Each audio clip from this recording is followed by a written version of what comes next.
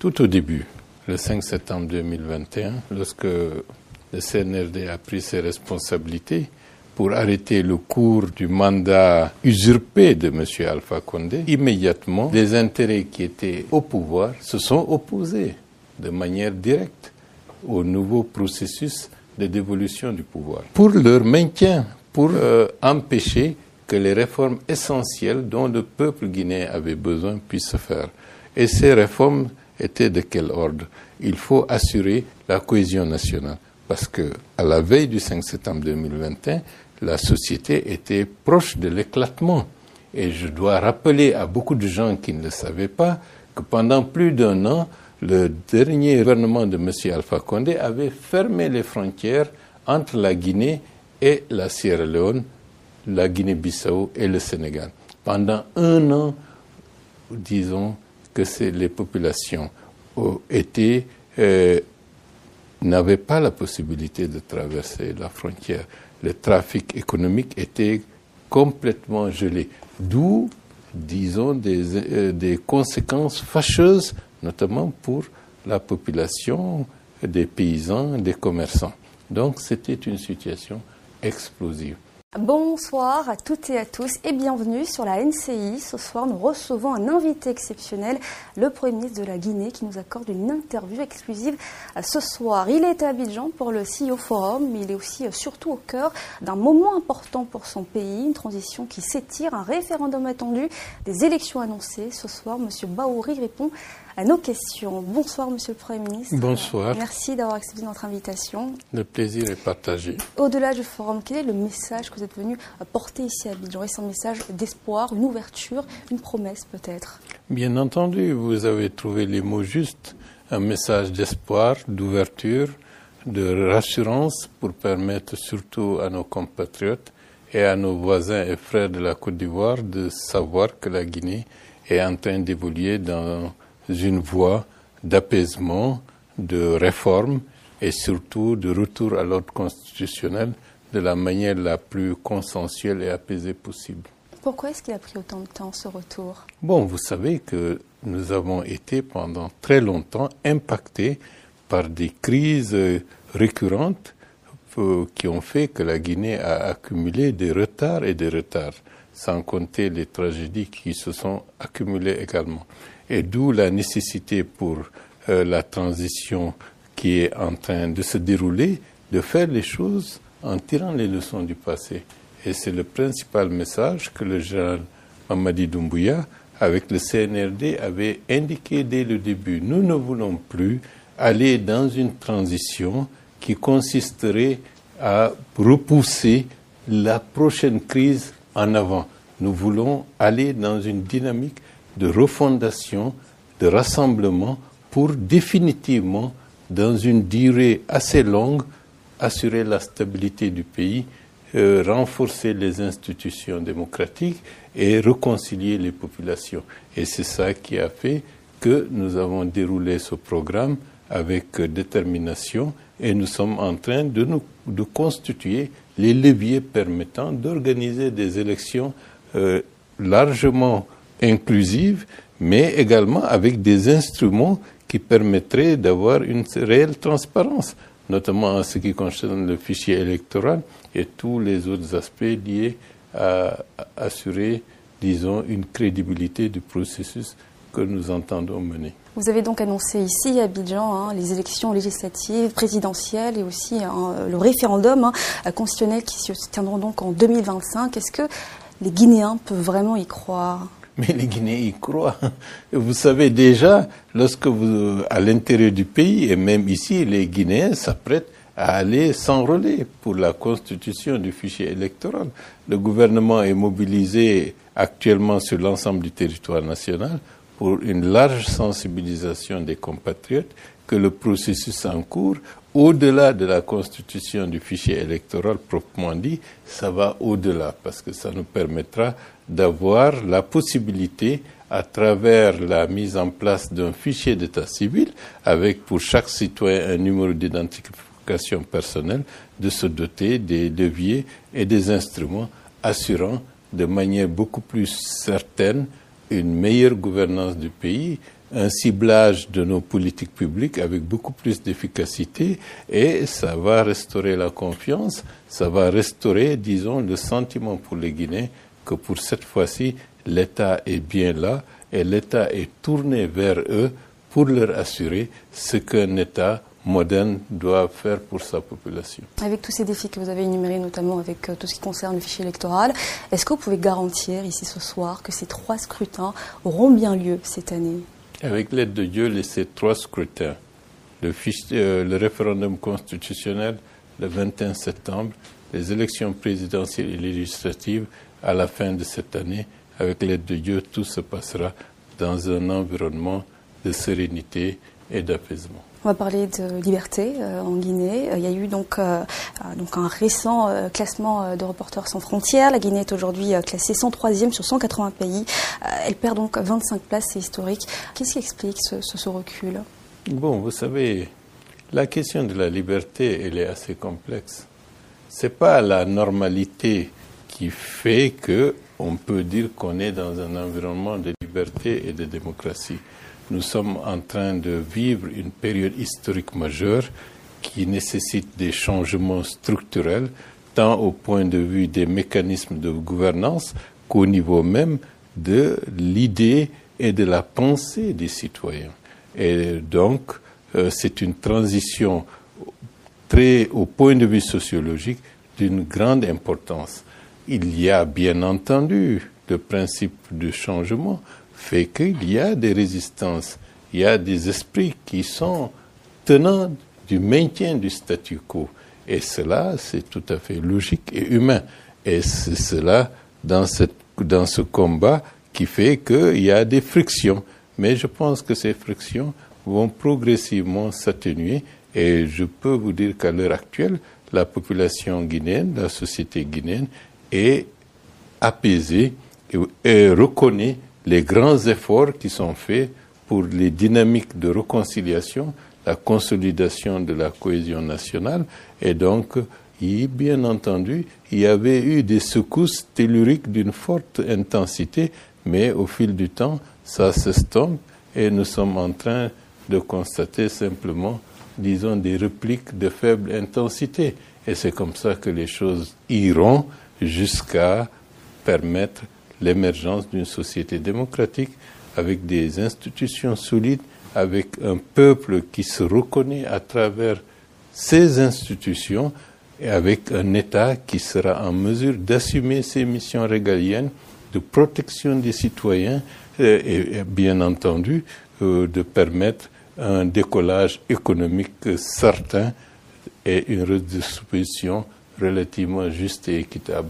C'est dans cette logique que nous sommes en train d'évoluer et bien entendu, il y a quelques personnes ou quelques intérêts qui ne sont pas en phase avec cette évolution et ces intérêts se font entendre parfois avec beaucoup plus de vacarme que ce qui est en train d'être fait. Nous ne sommes pas dans le même registre. Vous savez, les tonneaux vides font plus de bruit que les tonneaux pleins. Ça, c'est une rhétorique pour vous indiquer que ce que nous sommes en train de faire est majeur et c'est très important pour la population guinéenne et le reste, ça fait partie de l'ordre naturel des choses. Et quels sont les rapports aujourd'hui justement entre le pouvoir et les partis politiques d'opposition ? Rares sont les partis qui se définissent comme des partis politiques de l'opposition. Ça, c'est un fait majeur dans le contexte d'aujourd'hui. Mais pour ne pas avoir l'air d'avoir, disons, esquivé votre question, tout au début, le 5 septembre 2021, lorsque le CNRD a pris ses responsabilités pour arrêter le cours du mandat usurpé de M. Alpha Condé, immédiatement, les intérêts qui étaient au pouvoir se sont opposés de manière directe au nouveau processus de dévolution du pouvoir. Pour leur maintien, pour empêcher que les réformes essentielles dont le peuple guinéen avait besoin puissent se faire. Et ces réformes étaient de quel ordre ?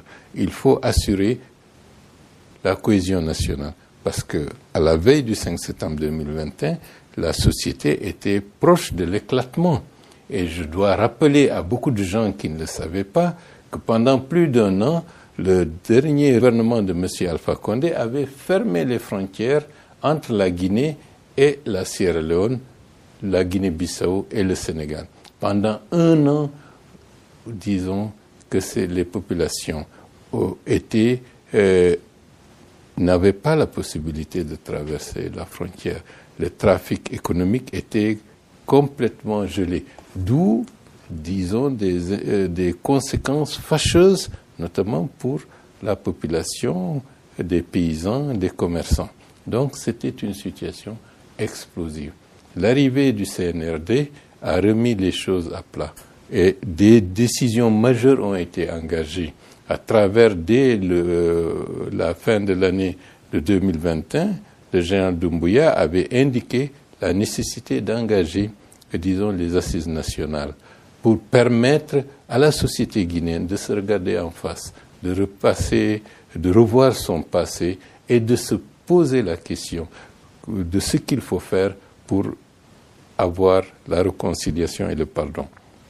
Les assises nationales ont permis de faire émerger 45 recommandations pertinentes qui ont plus ou moins structuré l'essentiel de la vie politique du pays, y compris le jugement du massacre du 28 septembre 2009 et tant d'autres réformes en ce qui concerne les aspects institutionnels et les aspects aussi d'équité pour que le développement, les ressources publiques soient redistribuées de manière équitable sur l'ensemble du territoire national. Et donc, des décisions sur l'allocation de 20% des revenus publics vers l'intérieur du pays. Donc, ça a permis de jeter les bases de la démarche que le CNRD et le gouvernement devaient dérouler, sans oublier également la nécessité d'un dialogue entre les Guinéens par rapport aux réformes politiques, par rapport à la manière dont il faudra organiser la transition. Il y a eu le dialogue interguinéen qui a mis en place 35 résolutions qui, à l'heure actuelle, étape par étape, sont en train d'être opérationnalisées pour nous permettre d'aller de la manière la plus consensuelle vers des élections. Tout ça a été fait. Et comme vous le savez, nous avons organisé le jugement du massacre du 28 septembre 2009. Et ça, c'était une première dans un pays qui a été marqué pendant très longtemps par une forme d'impunité. Et c'est un fait historique majeur. Et par rapport à cela, il faut rendre à César ce qui appartient à César. Donc c'est un fait majeur. D'anciens responsables qui parlaient au nom de l'État étaient devant la barre pour, disons, rendre compte au peuple guinéen et à l'humanité tout entière de leurs responsabilités par rapport à des massacres. Donc, les partis politiques dans tout ça, ces partis politiques qui se comptent au bout des doigts, se sont opposés en disant tout ça c'est de la mascarade, alors que c'est fondamental pour remettre en place un processus inclusif de transformation du pays, tant en ce qui concerne les institutions qu'en ce qui concerne l'économie, dans un environnement de cohésion et de vivre ensemble renforcé. Et pas à pas, nous avons déroulé ce programme et c'est en train d'être couronné par l'organisation du référendum le 21 septembre prochain et les élections présidentielles et législatives à la fin de l'année. Mais bon, vous savez... Une date précise? Comment? Une date? Le 21 septembre, pour le référendum, les élections, il faut que les délais légaux et réglementaires, en conformité avec le code électoral qui sera adopté au lendemain du référendum, permettra de fixer la date qui sera publiée par un décret présidentiel pour convoquer les électeurs. Tout ça en 2025. Vous avez parlé de richesses publiques redistribuées sur l'ensemble du territoire. On va donc parler d'économie. La croissance est là autour de 5% en 2023 selon la Banque mondiale. Mais pour certains, beaucoup en tout cas de Guinéens, ils disent ne rien ressentir. Pourquoi? Bon, vous savez, ça, vous oubliez que la Guinée a subi une catastrophe majeure le 17-18 décembre 2023. L'explosion du dépôt pétrolier. L'explosion du dépôt. Le rare dépôt que la Guinée avait. C'est-à-dire un pays sans possibilité d'avoir un stock en termes de carburant pour la circulation des biens et des personnes. Mais grâce à Dieu, 17-18 décembre 2023, le PIB en 2024 est aux alentours de 6%, ce qui est un processus exceptionnel et montre que malgré tout, la société, l'économie et avec une gouvernance relativement responsable a permis de démontrer la forte capacité de résilience et les ressorts internes dont dispose la société guinéenne qui est en mesure de faire face parfois à des situations d'une extrême gravité. Et ça, c'est l'occasion pour moi de louer le peuple guinéen dans son ensemble, d'avoir supporté les conséquences fâcheuses de tout cela avec stoïcisme et aussi avec, disons, l'espoir qu'on peut dépasser ce cap et ce qui est en train d'être fait. Et je reviens là-dessus, l'explosion du dépôt, la pénurie d'électricité pendant pratiquement 5, 6, 7 mois qui a mis à rude épreuve les populations et dans leur activité quotidienne et dans leur vécu. Mais tout cela aujourd'hui, un an après, c'est comme si c'est une histoire ancienne. C'est pour vous dire que nous avons réussi des performances avec l'assentiment, le soutien de la population et le taux de croissance de l'économie guinéenne est mirobolant. Cela veut dire que la Guinée, progressivement, est en train de revenir sur le devant de la scène et le marquera encore davantage d'ici 2026. Et c'est aussi la raison de votre présence ici à Abidjan, c'est de rassurer les investisseurs. Quelle garantie leur apportez-vous aujourd'hui? Nous sommes un pays qui se réveille, qui s'est réveillé. Nous avons un projet qui était mythique pendant des décennies et des décennies, la construction du Transguinéen, c'est-à-dire une voie ferrée qui partirait de l'Atlantique pour plus de 600 km. De 700 km à peu près, est pratiquement terminé et le premier train circulera dessus à la fin du mois de novembre prochain.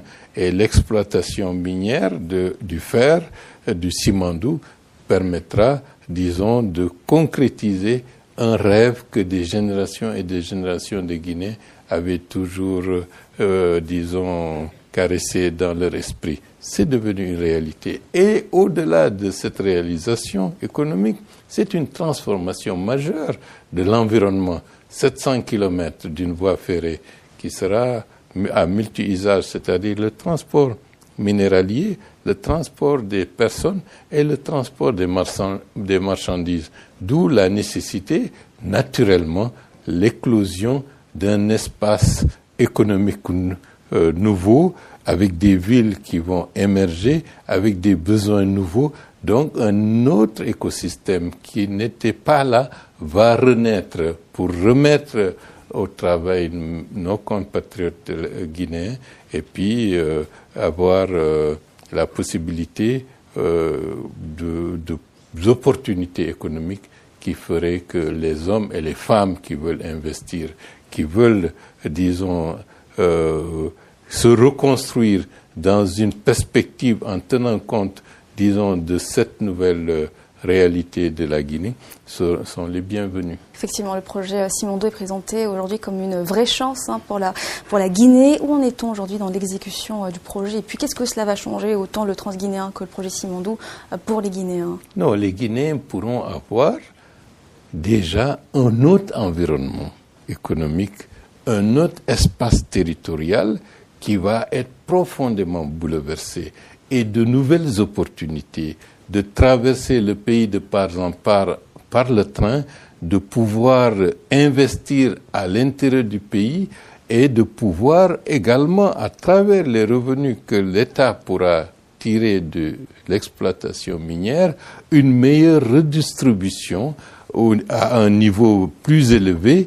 Et d'ores et déjà, je peux vous dire que 20% des revenus que la Guinée tirera des revenus miniers seront consacrés au développement du capital humain. Le développement du capital humain, c'est prendre en place toute la dynamique de zéro jusqu'à l'âge où on pourrait même être grabataire.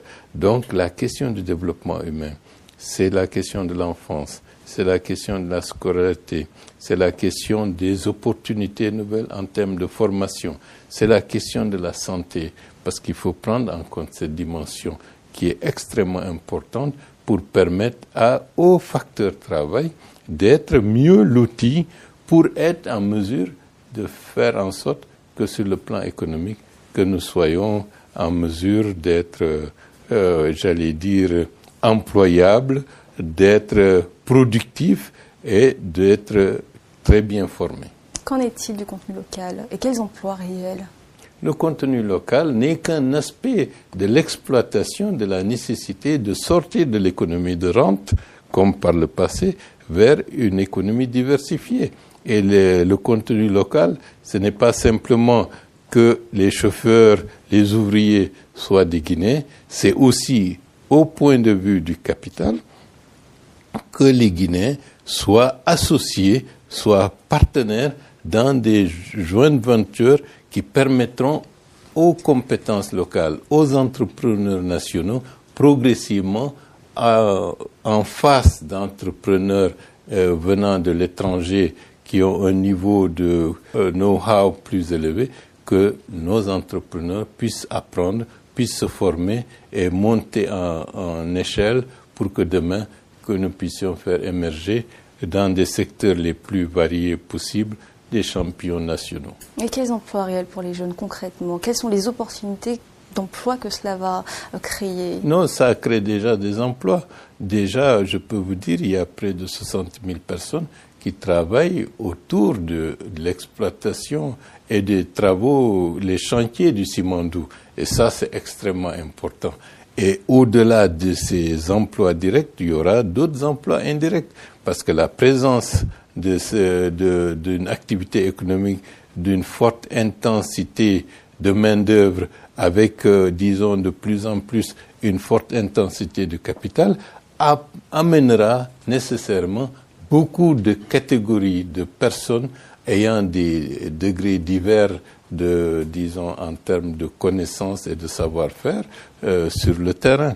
Et donc, les jeunes seront, parce que c'est eux qui sont les plus nombreux, savent déjà que leur avenir est dans une logique, disons, beaucoup plus heureuse que les générations antérieures. Et les Guinéens ne se trouvent pas qu'en Guinée, ils sont aussi partout dans le monde et notamment en Côte d'Ivoire où il y a une grande communauté guinéenne. Qu'est-ce que vous dites à ces compatriotes qui sont ici en Côte d'Ivoire ? Quel message avez-vous envie de leur envoyer pour qu'ils croient encore en la Guinée ? Ils croient en la Guinée. Qu'ils continuent de croire en la Guinée. Bon, peut-être qu'à un moment donné, ils ont désespéré de leur pays, ce qui a justifié que beaucoup, à un moment donné de l'histoire, ont quitté le territoire national pour aller à l'étranger. Et je sais que beaucoup de jeunes Guinéens, ces dernières années, surtout avec les méfaits d'une mauvaise gouvernance endémique, ont préféré quitter le pays pour essayer de chercher l'Eldorado. Mais je veux vous dire que d'ici peu, progressivement, nous allons assister à un autre phénomène, le phénomène du retour. Et c'est cela que nous sommes en train de préparer d'ores et déjà pour qu'il y ait des structures d'accueil sur le plan professionnel, sur le plan, disons, des possibilités d'avoir des activités d'emploi puissent se créer. Et je peux, avant-hier, j'étais avec mes compatriotes à l'ambassade de Guinée à Abidjan, je leur ai dit, dans quelques semaines, nous allons encore intensifier la transformation économique du pays parce que le président de la République a indiqué que l'obligation pour toutes les compagnies minières, surtout les compagnies qui s'investissent dans le secteur de la bauxite, doivent aller dans le sens de la transformation. Ce sont des obligations contractuelles que ces entreprises ont contractées avec l'État guinéen et c'est une obligation et nous allons aller dans ce sens. Et le gouvernement prendra l'initiative à travers des intérêts étatiques de créer une raffinerie d'alumine et pour une transformation de la bauxite en alumine et ses sous-produits. Ça permettra de plus en plus à l'État d'être un État investisseur dans des secteurs essentiels de son économie. Et je lance d'ores et déjà à travers votre antenne à tous les compatriotes guinéens, partout où ils sont, qui ont des compétences avérées dans le secteur de l'industrie minière, des ingénieurs formés pour les constructions d'usines, d'être en relation avec leur pays, parce que dans peu de temps, leur pays aura besoin d'eux. Donc de se signaler et de prendre d'ores et déjà attache avec les représentations diplomatiques de la Guinée partout où ils sont pour être utiles à leur pays. On va parler d'alliance régionale. Vous avez affirmé que la Guinée n'a pas pour ambition de rejoindre l'AES. Pourquoi ce choix et quels sont vos rapports avec cette alliance? Bon, vous savez, la Guinée a une longue histoire. Nous tirons les leçons de notre propre histoire pour ne pas commettre des erreurs que nous aurions pu éviter. Nous restons dans la CEDEAO. Nous n'avons pas été heureux avec la CEDEAO pendant un bon bout de temps parce que nous avons estimé que l'organisation n'avait pas été à la hauteur de sa mission dans des moments les plus cruciaux de l'histoire récente de la République de Guinée. Mais néanmoins, on est dedans et on reste. Et on restera et on va s'activer à faire de la CEDEAO une CEDEAO de plus en plus en relation avec les peuples et aussi en relation avec la sauvegarde des intérêts stratégiques majeurs de l'espace CEDEAO, qui est notre environnement le plus proche que nous devons préserver.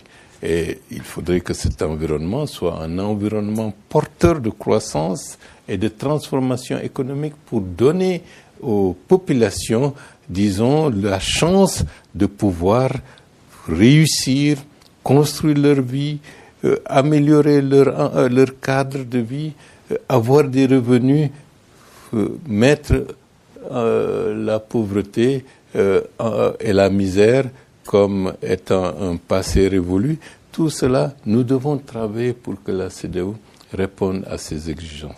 Par contre, nous avons constaté que certains de nos pays frères et très proches préfèrent aller dans une autre logique. Mais la République de Guinée, d'ores et déjà, a indiqué, quelles que soient les vicissitudes politiques qui peuvent intervenir entre les États dans leur évolution interne, notre espace territorial, c'est-à-dire l'accès à la mer pour les marchandises et les personnes de ces pays, la Guinée en aucun cas ne fera obstacle à cette libre circulation des biens et des personnes. Ça fait partie de l'ADN, disons, de notre engagement dès l'indépendance vers un panafricanisme qui prend en compte les intérêts majeurs de la population. Donc le reste, on fera de telle sorte que les choses puissent, entre les États, qu'il y ait des rapprochements possibles. Et nous sommes au-delà de cette contingence actuelle de penser à une autre politique, beaucoup plus, j'allais dire, ambitieuse que les péripéties de la politique politicienne. L'inscription du massif du Fouta Djallon comme patrimoine mondial de l'UNESCO. Pourquoi cela? Parce que tous les fleuves de l'Afrique de l'Ouest internationaux prennent leur source en Guinée, que ce soit le Niger, que ce soit le fleuve Sénégal, que ce soit le fleuve Gambie et d'autres fleuves plus ou moins de moindre importance. Donc le bassin du Fouta Djallon est un bassin qui prend en compte le bassin du fleuve Sénégal, le bassin du fleuve Niger, le bassin du fleuve Gambie et d'autres bassins qui sont là.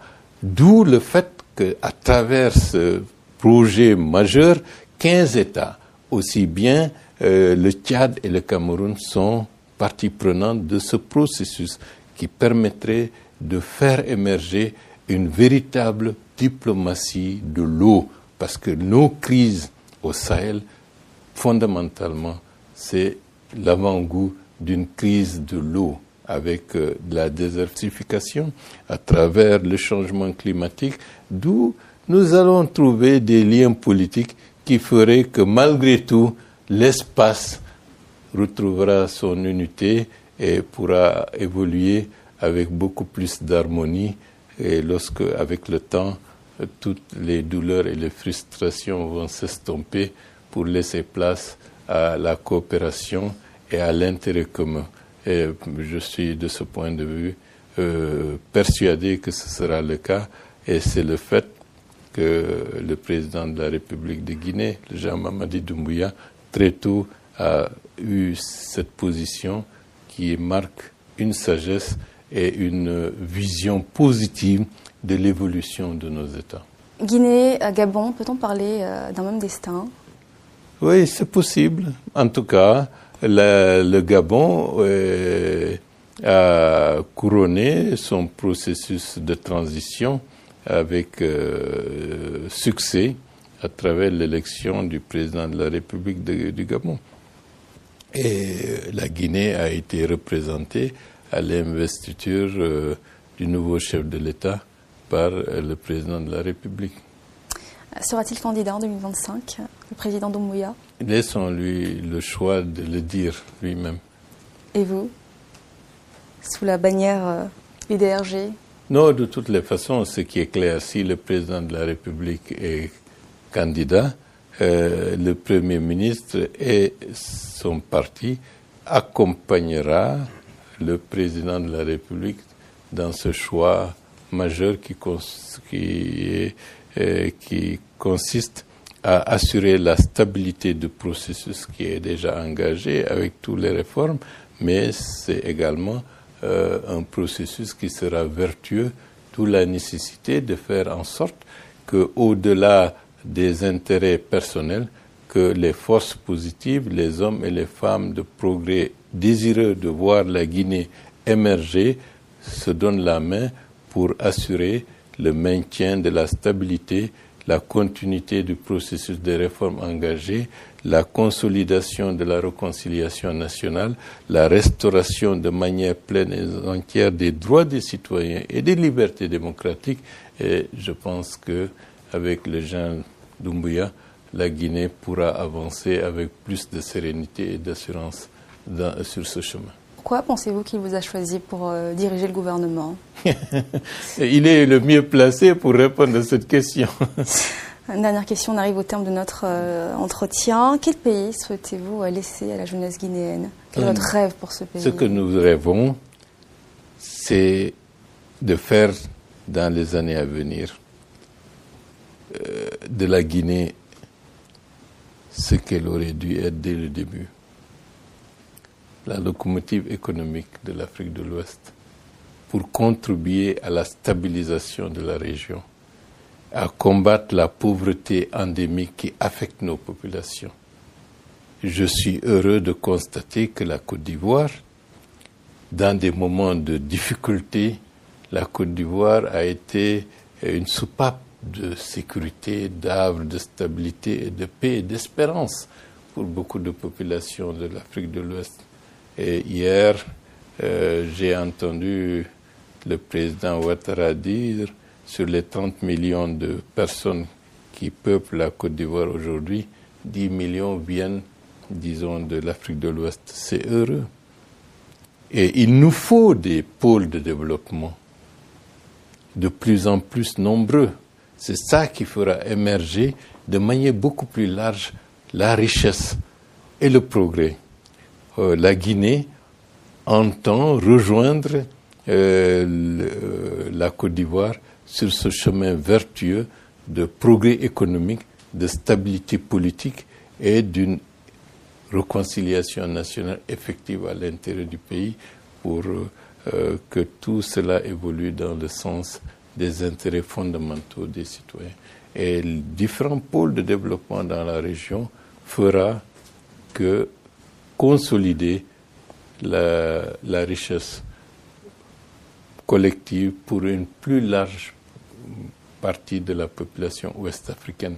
Cela va redonner de l'espoir à des populations qui sont aujourd'hui profondément désespérées. Merci, Monsieur le Premier ministre, pour cet échange.